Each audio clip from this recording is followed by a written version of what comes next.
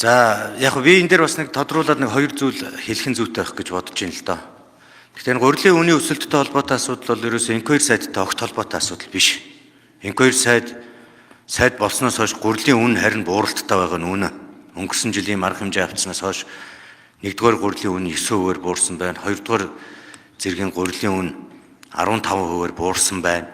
За асуудлууд тодорхой төвшөнд одоо зорилгоо хангаад явцсан байна уу гэвэл явцсан байна. Гэхдээ болор чулуун дарга хүнсүдэ аж ахуйн яамнаас одоо мэдээлэл их зөв өгж явах бол одоо сая мэд сайхан гишүүн бас л одоо буруу мэдээлэл өгчөөл гарч штэ. 2021 оноос эхэлж гурилын үн нэмэгдэж эхэлсэн байхгүй юу? 21 оноос. Тийм ээ. 2021 оноос эхлээд гурилын үн жил болгон огцом нэмэгдсэн. 22 онд гурилын үн 60 орчим 57%-аар нэмэгдсэн. 22 онд шүү. Ингээд иргэдийн зүгээс гомдол гаргаад 22 оны 9-р сард шудраг өрсөлдөөн хэрэглэгчийн төлөө газраас гурилын үйлдвэрүүдэд шалгалт оруулсан. Үнийн өсөлттэй холбоотойгоор. За ингээд гурилын үйлдвэрүүд дээр очоод хамаарал бүхий этгээдүүдийн эзэмшдэг гурилын үйлдвэрүүд нь нэг цаг хугацаанд ижил дүнгээр гурилын үнийг нэмэгдүүлсэн байна гэдэг дүгнэлтийг гаргасан. За тэгээд нөгөө дүгнэлт гарсантай холбогдуулаад нөгөө гурилын үйлдвэрүүд гарсан шийдвэрийг нь шүүхт өгсөн.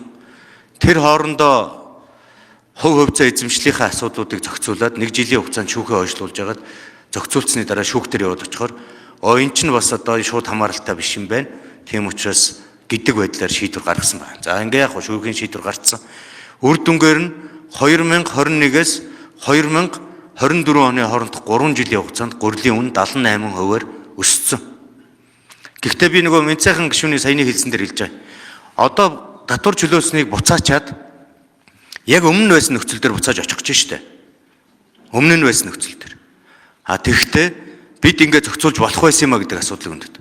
3 жил гурилын үн тасралтгүй өсөж яхад юу ч хийгээгүй байхгүй юу? Тэгчээд одоо болохоор энэ татвар тэгэлснийг нь болиулчаад би дахиад зохицуулт хийчээ гэдэг тайлбарыг хэлж байгаа нь өөрөө шудраг биш байна. Иргэдийн энэ амьдралын амжиргаатай холбоотой асуудал гурилаас шууд хамаарна. Хөдөө орон нутагт ялангуяа Улаанбаатар хотод энэ захын гэрээ хорооллууд за тэгэл ер нь л одоо амьдралын баталгаажих төвшнгөөс одоо дундаж түүнээс доош орлоготой иргэдийн хувьд бол гурил гол хэрэглээ байгаад байгаа. Тэгэхээр энэ дээр ерөөсөө эсэргүүцэж байгаа бол нь ш зохицуултаа зөв хийж авч явах гарцаа нээж аваарай. Энэ дээрээс татвар тавьж болно. Гэхдээ цааш нь яаж зохицуулж иргэдэд хямд өртөгтэй чанартай гурилаар үйлчлдэг болох вэ гэдэг сонголт руу яваарай гэдэг асуудлыг хөндөж байгаа маа. За мэдээж энэ тариалангийн салбараа хамгаалах гэдэг салбарын сайд зүтгээ зориод явж байгааг бол ерөөсөө үгүйсгэж байгаа юм байхгүй. Энэ салбар хөл дээрээ босч байгаа зөв.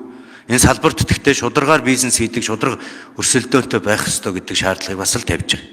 Тэр энийг нэг мэдээллүүдэд хэдүүлээ ядаж нэг 2 жилийн өмнөх нөхцлөө санаж бодож ямар хэмжээнд энэ гурилын үн өссөн бэ? Яагаад арга хэмжээ авч чадаагүй гэж ийм эцсийн арга хэмжээ авах төвшөнд хүрсэн бэ гэдгээ их сайн бодож ярих нь зөв шүү. Түүнээс өнгөрсөн хугацаанд авсан арга хэмжээгээ энэ юу н буруу байсан эсвэл зөв байсан гэдгээр мэтгэлцэж маргалдах асуудал бол тустай асуудал шүү гэдгийг бас хэлхэн зүйтэй байх гэж бодож байна. Засгийн газар улсын хурлсан бодлогыг улсын хурлын баталсан төсвийн хүрээнд л хэрэгжүүлж байгаа. Үнэхээр гурил өөрөө нийгмийн маш одоо доктортой байдлыг хангах гол стратегийн бараа хүнс гэдэг нь тодорхой энэ хэлэлцүүлгээр улам тодорхой болж байна. Энд бид 26 оныхоо төсөвдөр энэ бодлогыг оруулж ирнэ. 25 оны төвшөнд бол үнийг доктортой барих нөөц хангалттай бүрдүүлж чадсан. Тэгэхээр 26 төсөвдөр бид нар Улаанбуудаа нөөц болон гурилын үний доктортой байдлыг хангах энэ бодлогыг бид нар оруулж ирнэ. Тэгжээж энэ асуудал цаашдаа явах ёстой байна гэдгийг. Одоо бол нэгдүгээр энэ тэргуунд бол бид нар Улаанбуудаа харилцааг одоо идэвхжүүлэх, эхлүүлэх, сэтэлжүүлэх юм заашгүй шаардлага байна. Нэгэнт Улаанбуудаа тариалт өөр таримл руу шилжчихвэл технологийн, техникийн их айхтар том өөрчлөлтүүд явдаг. Энийг эргүүлэх гэдэг өөрөө 4-5 жилийн эхнэр их цаг хугацаа шаардсан юм ажил болж хувирдаг. Тэгэхээр энэ нэг яг эргэлтийн зэг дээр ирчихэд байгаа юм. Энэ байдлыг л онцгой анхаарах нь чухал байна да. Уулна яг инквайри сайтаас нөгөө гишүүдийн асуугаад байгаа чинь Улаанбуудаа тарихын тулд гурил үнэтэй байгаа гэдэг зүйлээр биш ээ. Гурил нь хямдхан байх дээр аль талыг нь эрсдэлгүй болох зохицуултыг яаж хийх юм бэ гэж дээрээс очил асуугаад байгаа. Тэгээ энэ дээр уул нь бол одоо боломж гарцыг нээсэн улсын их хурлын тогтоол батлагдсан. Ер нь ард иргэдийн яг үндсэн гол хэрэглээ болсон гурил өнөөдөр үнэн нэмэгдэх нөхцөл рүү орвол ард иргэдийн худалдаа авах чадвар улам бүр дордож байгаа энэ цаг үе дээр одоо зөв тусах юм аа гэдэг талаас нь гишүүд яриад байгаа шиг байгаа юм. Түүнээс энэ ч би одоо бас дахиад хэлэхэд энэ үндэсний үйлдвэрлэлээ юм уу үндснийхээ тариаланчдыг муу байгаасаа гэж бодож асуудал тандж байгаа нэг ч гишүүн бол байхгүй. Одоо хөдөө орон нутагт ялангуяа одоо жишээлбэл энэ хүүхэд багчуу сургууль цэцэрлэг гэл энэ хэрэгжилж байгаа хоол хүнсний бүтээгдэхүүний чинь 50 орчим хувь нь гурил байгаад байна шүү дээ. Гурил болон гурилан бүтээгдэхүүн. Тэгэл энэ үн өсөд явуучвал яах вэ гэдэг эрсдлийг маш их ярьж байгаа. Тэгээ таны саяны үгэн дээр болохоор яг энэ жилдээ бол нэг үн нэмэгдэхгүй байх нөхцөл бол байгаа л гэж байгаа юм. Энэ жилдээ гэж байгаа шүү дээ. Тэгэхээр энэ үн цаашаага нэмэгдэх нөхцөл рүү орвол яах вэ? Тэрнээс өмнө ямар зохицуулт хийх вэ гэж. Би тэгээ болор чулуун даргаас асууя гэж бодож байгаа юм. 60 мянган тонн гурил өнгөрсөн жилээс хойш импортоор орж иржээ гэсэн дүн танилцуулсан. Хэд хэдэн сард хэд хэдэн тонноор хамгийн том худалдаа авагч нар нь ямар компаниуд энэ гурилын импортыг хийсэн бэ? Энэ гайлын албан татварыг чөлөөлөхтэй холбоотой асуудал хэлцэж эхэлсэнтэй холбогдуулаад зарим иргэдээс бас мэдээлэл ирж илээ.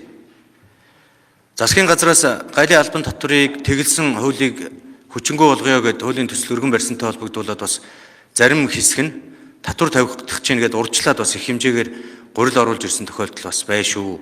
Тэр дунд бас зарим нэг гурилын үйлдвэрүүч байх шиг байна гэдэг ийм мэдээлэл өгöd байгаа юм. Гэхдээ энэ эргэлзээг тайлж өгөх үүднээс тодорхой хариулт тоо мэдээтэй хариулт өгөх нь зүйтэй байна. Хүнс хөдөлж хүн үйлдвэрийн яамны бодлого төлөлтийн газрын дарга боловсчлон Улсын их хурлын даргын асуултанд хариулт өгье. 2023 оны 5 сарын 1-ээс хууль хэрэгжиж эхэлсэнтэй холбоотойгоор 6-7 сард өрөвлийн ханш бол 32 хүртлээ одоо буурсан байгаа. Тэгэхээр хойноос бол гурил мэдээж хямд үнээр бол орж ирсэн. За нийт орж ирсэн гурилын 34 өн 35.9 мянган тонн Сүхбаатар бомтоор орж ирсэн. За цагаан нуур бомтоор 14 мянган тонн, Усын Боршоо бомтоор 10 мянган тонн, Сэлэнг аймгийн Алтан булаг, Завхны Арцуур бомтоор 3.9 мянган тонн гурил бол орж ирсэн байгаа.